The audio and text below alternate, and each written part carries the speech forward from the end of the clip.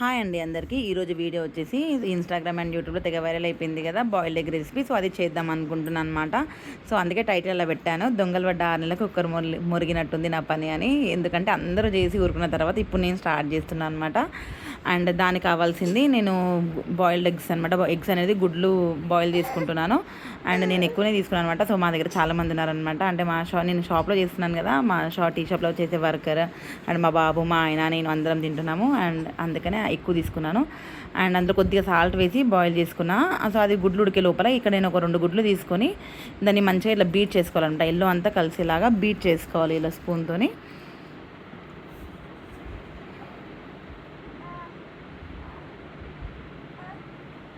So చూడండి, ఇలా మొత్తం ఎల్లో అంతా కలిసిపోయేలాగా బీట్ చేయాలి. అండ్ బీట్ చేసుకొని పక్కకు పెట్టుకోవాలి.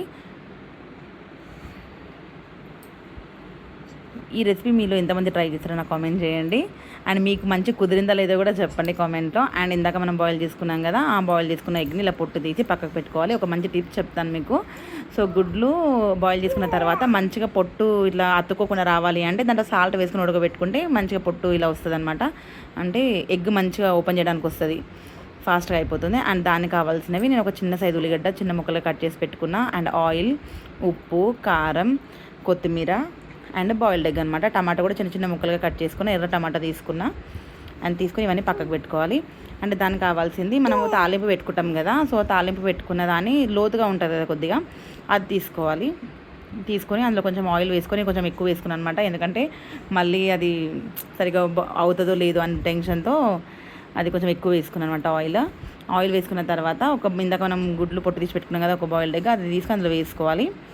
చిన్న సిమ్ మంటలోనే పెట్టాలన్నమాట. సో నేను హోటల్లో చేస్తున్నా కదా, స్టవ్ పెద్దగా ఉంది. సో అందుకే ఇలా చేతిలో పట్టుకొని చేసిన.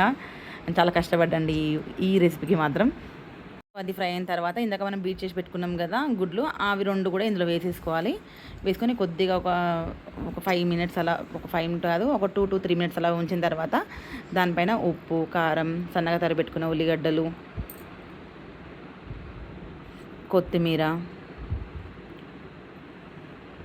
టమాటోలు వేసి ఒక 2 to 3 మినిట్స్ అంటే 2 మినిట్స్ వరకు అలా చిన్నగా సిమ్లో పెట్టుకొని చిన్నగా ఇలా ఉడికేలాగా పెట్టుకోవాలన్నమాట.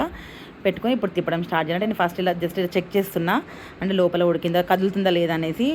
సో బాగా వచ్చిందనమాట, అంటే బాగా ఉడికింది. అండ్ ఇప్పుడు తిప్పడానికి ట్రై చేస్తున్నా. అసలు మామూలు టెన్షన్ కాదండి ఇది తిప్పేటప్పుడు, అసలు తిరుగుతుందా లేదా, ఎక్కడ ఫ్లాప్ అవుతుందో ఏమో అని. కానీ మస్తు తిరిగిందనమాట చూడండి, సూపర్ వచ్చింది. అసలు నిజంగా చెప్తున్నా, అసలు ఇలా తిరుగుతుందని అసలు నేను ఎక్స్పెక్ట్ చేయలే. ఎక్కడ ఫ్లాప్ అవుతుందో, వీడియోలో ఎక్కడ పోతుందో అనుకున్నా. కానీ ఒకటైతే ఫిక్స్ అయినా అనమాట, తిరగకుండా వీడియో మాత్రం అప్లోడ్ చేస్తాను ఫిక్స్ అయిపోయినా. కానీ తిరిగింది అది. అండ్ దానిపైన మళ్ళీ తిప్పుకున్న తర్వాత కొంచెం చిటికెడు ఉప్పు, కారం, ఉల్లిగడ్డలు, కొత్తిమీర,